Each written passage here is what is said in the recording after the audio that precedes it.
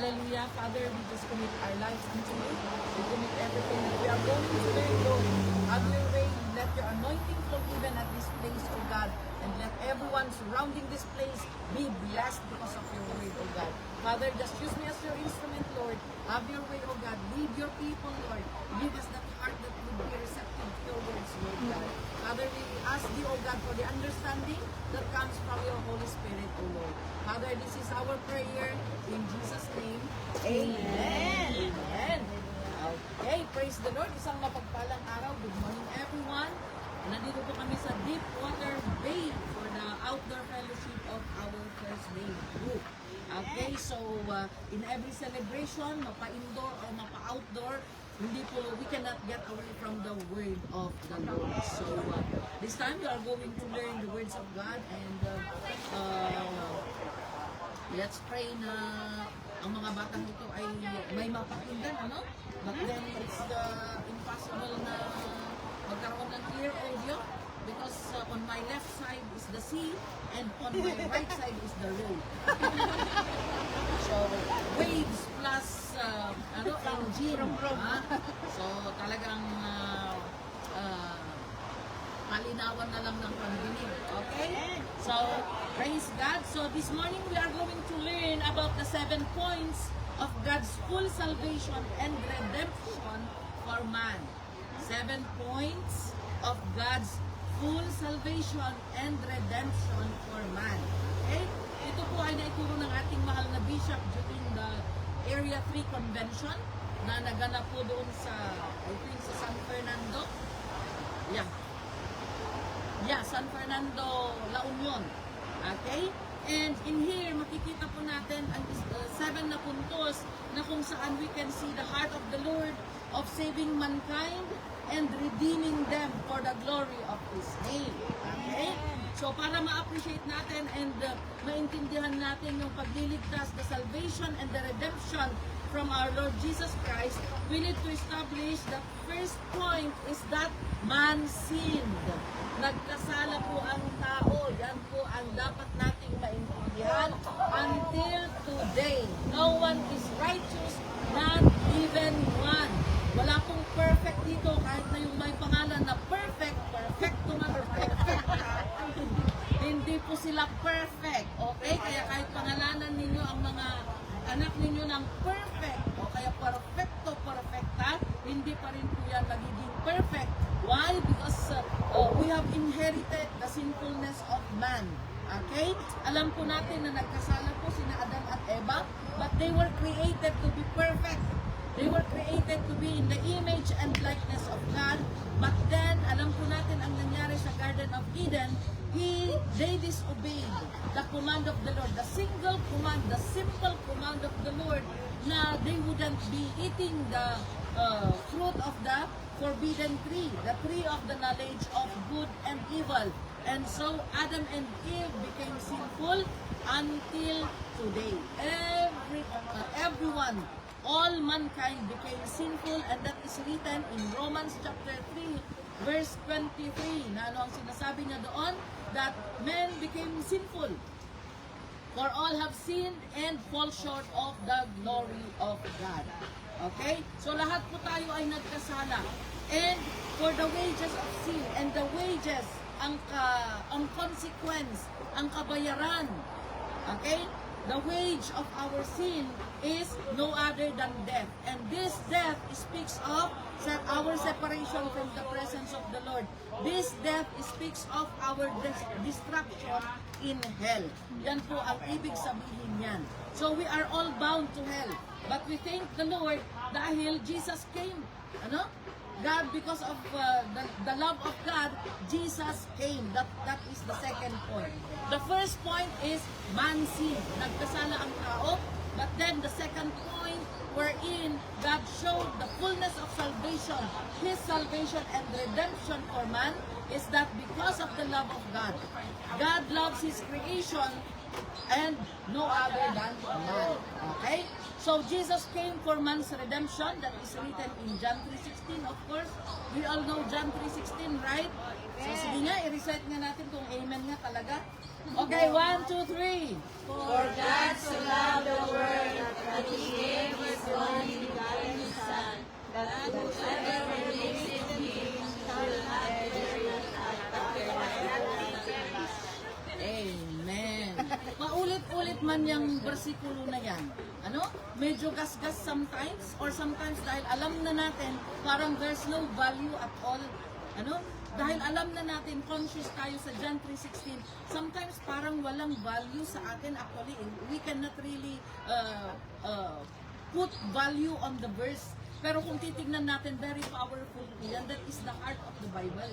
Na kung saan, every one of us is going to our own destruction, but because of God's love to His creation, mankind, ay ibinigay po niya. God sent His only begotten Son only for you and me, not to perish in our sins, but to have His full salvation. And even in Romans chapter 3 verse 24, it says here, and all are justified freely by His grace through the redemption that came by Christ Jesus. So we can see that only Jesus, the name of Jesus is the only name given by heaven for man to be saved. There is no other way, there is no other name, not even the name of Joseph and Mary. Amen? Not even the name of Joseph and Mary. We are thankful to Joseph, we are thankful to Mary because of their sacrifice, because of their willingness to becoming a willing vessel na gagamitin ng Panginoon. But we do not worship them. Because very clear po ang sinabi ng Bible that when Jesus was born, the Magi, the kings who went looking for them, and when they found them, they worshiped Him. The baby was together with his parents, Joseph and Mary, but the kings, the Magi, only worship Jesus. Okay, so very clear po tayo mga kaibigan sa salita po ng ating Panginoon. And so sabi niya dito that redemption only came by Christ Jesus. Okay? And in John 10:10, isa pang pagpapakita na dahil sa tindi ng pagmamahal ng Panginoon sa bawat isa sa atin, God wants us to be saved. And it says here that the thief comes only to steal, kill, and destroy. That is the work of the enemy. That is the work of Satan. To kill us, to destroy us, and to steal everything God has blessed us with. Pero ano ang sabi ng Panginoon in the last sentence? But I have come, Jesus said, I have come that they may have life, and that life is to the full. You see yung capacity. If we are going to understand and really dissect the Word of God, yung life na gustong ibigay ng Panginoong Jesus sa ating buhay is full, hindi partial, hindi 50% of life, hindi 50% of His provision. It's not only 50% or 25% or 75% of His redemption or salvation. It is full salvation. God wants us to be really free from the hand of the enemy. Amen? So kung titignan natin, ang ganda ng plano ng Panginoon sa buhay ng bawat isa sa atin. But then, as Jesus came to redeem us, to save us, He also came to set an example for us to follow. That is the third point. Jesus came to set an example for us to follow. Amen? He became an example for man's salvation and redemption. And so makikita natin that Jesus lived as a human being here on earth for how many years? 31. How many years na nabuhay ang ating Panginoon? 33 years. But the first 30 years of His life, powerless po si Jesus. Wala po siyang miracle na nagawa. Only when He heard the message given by John the Baptist about water baptism, na kung saan nagtuturo si John the Baptist in the Jordan River, and he heard the message and he submitted for water baptism. That's why paulit-ulit ko na sinasabi that the basic step to salvation is hearing the word of the Lord. And hearing the word of the Lord is hindi po natin makukuha sa ibang pamamaraan, kundi sa pakikinig ng anointed message of God. Amen? Kaya even in the outdoor fellowship, even sa lahat ng celebration sana ng ating buhay, mapa-birthday, wedding anniversary, whatever anniversary or celebration would that be, there should always be Word of God. Because we do not know what will the Word of God do to the life of the ones who heard the message. Amen? Kasi faith starts by hearing the message. Amen? And ganyan po, in-exemplify ng ating Panginoong Jesus, that when He heard the message of John the Baptist in the Jordan River, He heard the importance of water baptism. And so He submitted, if you are going to read Matthew chapter 3, verse 16 to 17, there that we can see the baptism of Jesus. At makikita natin dito, that sabi ng Panginoon kay John the Baptist, gusto niyang magpabaptize. But then John the Baptist deterred him. Ayaw niya sana refuse. John the Baptist tried to refuse the request of Jesus to be baptized. Why? Because John the Baptist, being filled with the Holy Spirit of God, knew that Jesus is the Son of Man. He is higher than him. Kaya nakakaya naman, di ba? Alam mong mas mataas siya, tapos sasabihin mo magpabaptize na ako sa'yo. Mahihiya ka talaga kung alam mo ang lugar mo, mahihiya ka. Amen? Alam niyo one time, I think when I was in the Philippines, and that was the first time na magbabalik ulit si Bishop dito after the pandemic.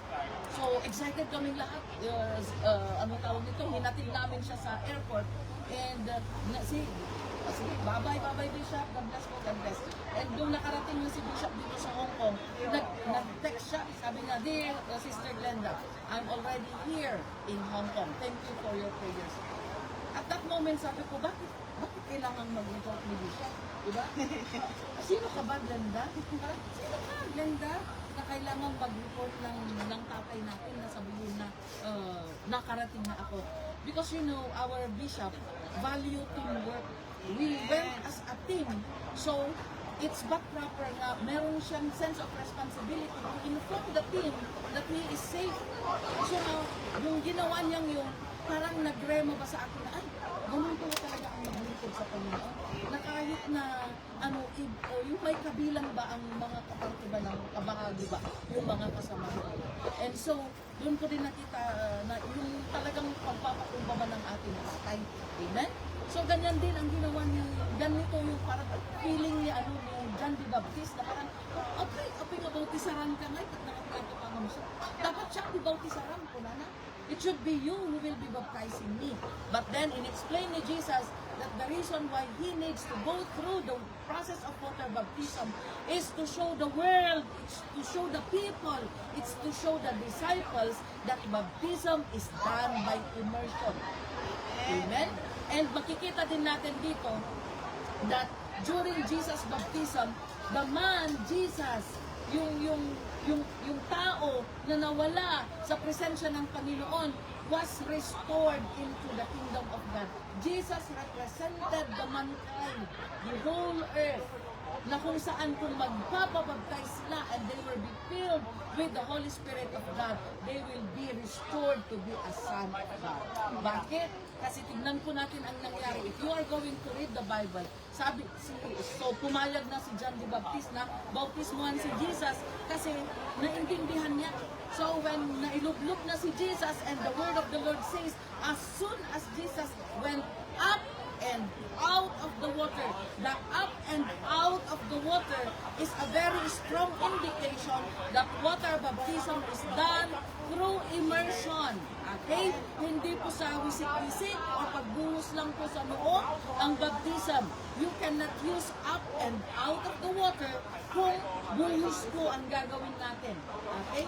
So it's common sense even if we are not Ifugao. Right? Laging sinasabi ni Bishop, kahit kayo nga Ifugao, even if we are not Ifugao, common sense, you cannot come out and come up and out of the water kung hindi ka nailubog, if you were not immersed. Amen? So sabi ng Bible, Jesus went up and out of the water, and the first miracle na nakita po natin doon is heaven opened. Heaven was opened, and then he saw the Spirit of God descending like a dove, and alighting on Him. Pinuspos siya ng Holy Spirit ng ating Panginoon. Bumalik yung Holy Spirit na umalis sa tao, umalis kina Adan at Eva nung nagkasala sila. And Jesus as a man, submitting to water baptism, bumalik yung Holy Spirit na umalis. Bumalik siya sa pagkatao ni Jesus. Ibig sabihin that being a man, now, tayong mga tao, if we submit our lives to God, submit to obey water baptism and be filled with the Holy Spirit of God, it's the same. The Holy Spirit will also come down and you will be restored as a son of God. Bakit? Kasi after that, heaven opened, the Holy Spirit came down and filled Jesus, and then a voice from heaven. It is a voice of declaration saying, "This is my son." Bakit kailangan i-declare? Di ba son of God na siya? Son of God na siya. Alam ng Panginoon na siya ay anak niya si Jesus. Pero during the water baptism, makikita natin that God wants to emphasize the importance of water baptism. That through obedience, water baptism plus Holy Spirit baptism, pagpapapuspos natin ng Holy Spirit baptism, is it would result to us being declared by God to be His Son. Okay? So the restoration of sonship to man is kung mag-o-obey po tayo. Basically, kung mag-o-obey po tayo sa bilin ng Panginoon. Of course, lahat ng bilin ng Panginoon. And one important thing na gusto ng Panginoon na pagdaanan po natin is water baptism and Holy Spirit baptism. And of course, to be followed by baptism of fire. Amen. Yan po ang ginawa ng ating Panginoon. And so, after He was baptized, all miracles after miracles after miracles followed the ministry of Jesus for 3 years. Why? Because of the empowerment of the Holy Spirit. Okay, so very important po yan. So Jesus came to set as a model, to be an example, para po sa ganun ay makita natin ang mga plano po ng at maintindihan natin ang mga plano po ng ating Panginoon. Okay? Another thing is Jesus served to do the will of God.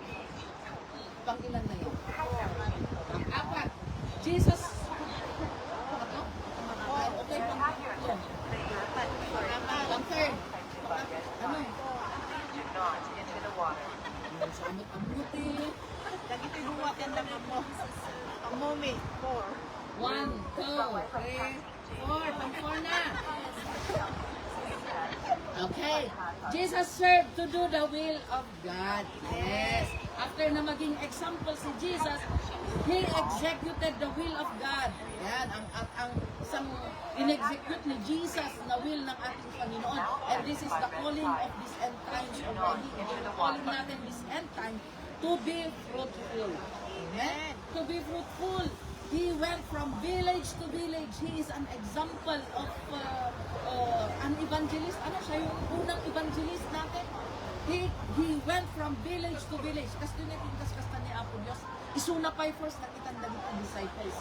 After he went from village to village, knocking at the doors of the people in order to share the gospel to them, then he sent the 12 disciples.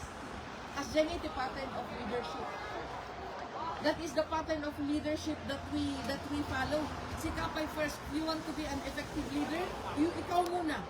Ikaw muna, and then kapag nakita ng tao na ginagawa mo, they will follow if you also send them. Amen? Kaya lahat ng ginagawa natin sa ministry, actually ang naging example, ang naging model, is wala kong iba kundi ang ating Panginoon. Amen? Sinasabi na natin ito because, baka sabihin natin na, pastora, alanganin, nag-leader, diba? Sila nga awan pa nagpupupak, di pa nag-leader, diba? Hindi naman minsan. We sometimes belittle ourselves na, ay, imposible na pastora, kasi di pa nag-leader po. But many people na nagsabi ng ganyan before, at ngayon ay naging pastoring leader, naging leader, nagtitext back sila. And they would say, pastora, pa'y sugaya. Diyan ako kay kayak na ko naka-imposible. Patakot isumat itakbot ko. Kaya, awan ti imposible. God has a timing for everyone. Maring kagaya din namin, hindi naman namin, kung pwede, hindi naman namin gustong mag-full-time or mag-pastor. Pero God has a timing. And when it is the right time, there's no hassle. Yeah? At napintas ni plano, perfect ang pagpaplano ko ng ating Panginoon. So Jesus came to serve the will of God, to do the will of God. And one will of the Lord na ginawa ng Panginoon is being fruitful. Amen? Dahil alam natin that fruitfulness is the command of God from the beginning of time. In Genesis chapter 1 verse 28, di ba? So, yun yung pinaka-first na bilin ng ating Panginoon kay Adan at Eva, to fill the earth, to be fruitful and increase in number, and to fill the earth. And until today, yan pa rin ang calling natin. That's why Jesus said in John 15:16 that I have chosen you and I have appointed you to go and bear fruit. Amen? We cannot get away from that command of the Lord kasi it is end time. And God is looking for the people na wala pa sa koral ng ating Panginoon. And God is partnering with us. Remember, the one attribute of the Lord is, ano yung isa? Ano yung attribute ng Panginoon na yun? God works through His, dito ay,ag-repeat kayo. God works through His co-workers. Remember si Moses? God can just save the Israelites actually. Mabalin magna na nga, patayon na amin ni Pharaoh kung dagiti Egyptians. But God wants to display His power through His servants. And now, patay na si Moses. Tayo na yung inuutusan ng Panginoon para to go and release the people from bondage. Amen? Kaya it's the same calling, it's the same command until today that go and be fruitful. And the fruitfulness in this end time is not physical. Amen? At uray hanggang na at fruit ito mo at anak. Nakong at fruit pastora at anak uray haanan. Yeah? Di pa nag anak tata magundaway kat spiritual. Amen? Masapong naganak tayo iting spiritual by sharing the good news, sharing our testimonies to other people, and sharing Jesus to people around us. Amen? And if you are going to read Matthew 28:19-20, this is the Great Commission. Nga ko na naijay. Therefore, go and make disciples of all, baptizing them in the name of the Father, the Son, and the Holy Spirit. And teaching them to obey everything I have commanded you. So you see, baptism is very important in our salvation. Okay? So yan po ang gusto ng Panginoon. Okay, we go to the fourth point. Fifth pala. Tingnan nyo, nakuha lang sa inyo. Okay, fifth point. Oh, malapit na tayo. Fifth point is, after Jesus came to be an example, Jesus came to sacrifice His life in obedience to the will of the Father. See, nagbalin pa niya, example isuna. He gave His life to be an example, He gave His life to teach us, and after that, He gave His life to die for us. Amen? Nalpas lang na nagusuro, nalpasin na nang ipakita iti example ni Apo Dios, makas ano tayong agtulog kay Juana. Finally and ultimately, He gave Himself to die on the cross for you and for me. Tapno itikasta to disarm, not only to save us, but also to disarm the enemy. Amen. Do you know that Jesus' death on the earth disarmed Satan? Amo yung madisarmahan kapag isang militar, if a military man was disarmed because of misconduct, maaalis yung authority niya. Okay? Maaalis yung mako-confiscate yung baril niya, maaalis yung pangalan niya, kung colonel siya or ano pa, major, yung mga tsapa niya, it will be taken out from him. Maglalakad siya, wala na siyang authority. Okay? Wala na siyang power, wala nang bisa yung kanyang pagiging pulis o pagiging alagad ng militar. Kasi na-disarmahan siya. And it's the same in the spiritual. When Jesus died on the cross, He disarmed Satan of his power. That's why Satan is no longer holding about yung death. Jesus conquered death on the cross. Amen. Wala nang kapangyarihan si Satan sa death. And of course, Jesus dying on the cross brought about the power of His resurrection. Amen. Okay. Yan po ang ginawa ng ating Panginoon sa cross. And yung ika-anim, after Jesus died on the cross, of course, yung susunod doon, if you are going to follow yung resurrection and judgment, yung susunod doon, of course, is the resurrection and the rapture. Okay? So, mararapture yung mga tao na naglilingkod sa ating Panginoon, and those who died in Christ will resurrect. And all together, with those who were raptured, we will all fly together to meet the Lord in the air. Yan po ang mangyayari, mga kaibigan. At ang pang-anim, after the rapture, ang pang-anim po na